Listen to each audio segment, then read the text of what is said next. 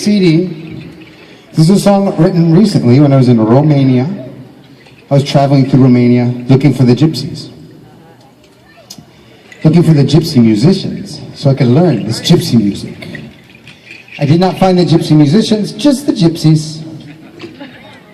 So in my despair, I went into a field and started composing a song. And the birds were chirping so loud in the trees that it was ruining my song. And my song started to sound like the birds. And then I realized that it kind of sounds like Romanian gypsy music.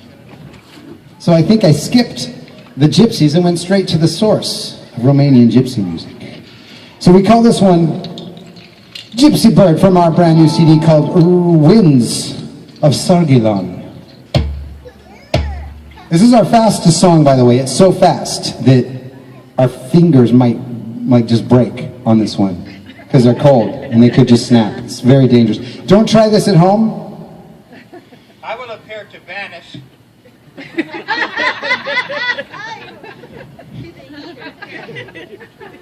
Are you ready, Tyler? All right.